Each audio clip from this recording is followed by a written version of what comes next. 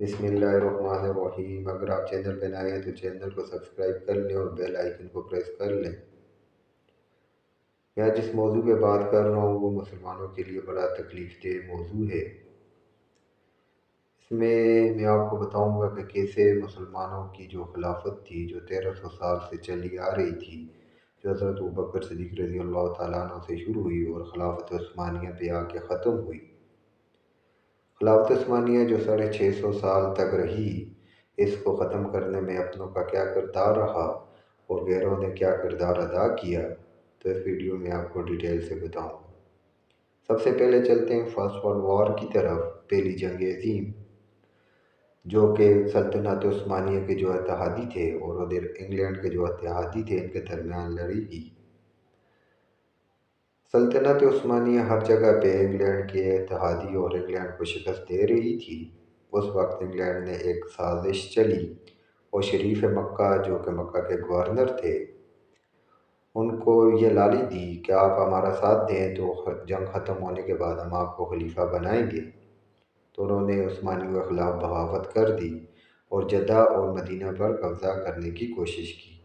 Jeddah پر تو انہوں نے قبضہ کر لیا، مگر مدینہ میں ان کو شدید مزاحمت کا سامنا کرنا پڑا۔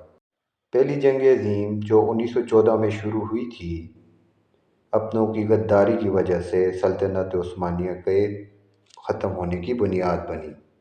شریف مکہ حسین بن علی، جن کے ساتھ انگریز اور فرانسیسی فوج بھی شامل تھی، جدہ پہ قبضہ کرنے کے بعد انہوں نے 1916 میں مدینہ کا محاصرہ کر لیا۔ ان کی سوچ کے مطابق وہ جلد ہی مدینہ کو فتح کر لیتے، مگر وہاں کے عثمانی جنرل فخر الدین پاشا نے ان کے خواب کو ملیہ میٹ کر دیا اور یہ محاصرہ 1916 سے 1919 تک جاری رہا۔ 3 سالوں تک یہ محاصرہ جاری رہا اور ادھر تنخواہ عثمانیوں کا شہر ان کا مقابلہ کرتا رہا۔ فخر الدین پاشا ایک دلیر جرنیل تھا اور اس کے سلوک کی وجہ سے مدینہ کے لوگ اس کو بڑے پسند کرتے تھے۔ وہ بڑی دلیری سے شریف مکہ اور اس کے اتحادی جو انگریز اور فرانسیسی فوج تھی اس کے خلاف لڑتے رہے۔ ان 3 سالوں میں 130 مرتبہ مدینہ پر حملہ ہوا اور 30 اپریل 1918 کو مدینہ کی مقدس سرزمین پہ 300 بم گرائے گئے، مگر انہوں نے پھر بھی ہتھیار نہیں ڈالے۔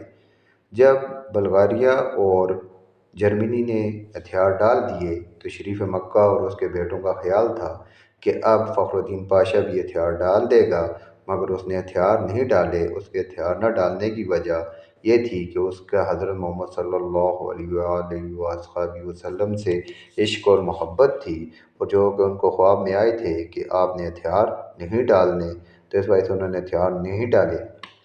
مدینہ کے لیے جو چیزیں یا ذرائع رس تھا وہ ٹرین کا ذریعہ تھا، انگریزوں نے ٹرین کا نظام نکارہ کر دیا تھا۔ اس وجہ سے فخر الدین پاشا اور ان کی جو فوج تھی وہ ٹڈیاں کھانے پہ مجبور ہو گئی تھی، تو انہوں نے ان 3 سالوں کے دوران وہاں پہ ٹڈیاں کھا کے مدینہ کا دفاع کیا۔ ایک مصنف کے مطابق ایک دن جب فخر الدین پاشا جمعہ کی نماز کے خطبے کے لیے جا رہے تھے، وہ جب ممبر پر چڑھ رہے تھے تو راستے میں ہی رک گئے اور مسجد نبوی کی طرف منہ کر کے یہ کہا کہ اے اللہ کے رسول، میں آپ صلی اللہ علیہ وآلہ وسلم کے شعر کا دفاع کرنا چاہتا ہوں۔ اور اس کے بعد وہ ممبر پر چڑھے اور ایسا ولولہ انگیز بیان کیا کہ سب مسلمانوں کے دلوں میں جہاد کا جذبہ ابھر آیا اور مدینہ کی وہ دفاع کے لیے تیار ہو گئے۔ اس کے بعد وہ مدینہ کے دفاع کرتے رہے۔ بلغاریہ اور جرمنی کے ہتھیار ڈالنے کے بعد جب شریف مکہ حسین بن علی نے فخر الدین پاشا کی طرف پیغام بھیجا کہ آپ بھی ہتھیار ڈال دو، تو انہوں نے جواب دیا کہ میں ایک ایسے شخص کے سامنے ہتھیار ڈال دوں جس نے مسلمانوں کو تقسیم کیا اور غیروں کے سائے میں چلا گیا اور خلافت عثمانیہ کو توڑنے میں اہم کردار ادا کیا، میں اس کے سامنے ہتھیار نہیں ڈالوں گا۔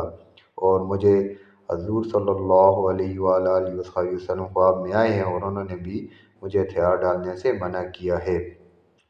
اس کے بعد انہوں نے ہتھیار نہیں ڈالے اور ڈٹ کر ان کا مقابلہ کرتے رہے۔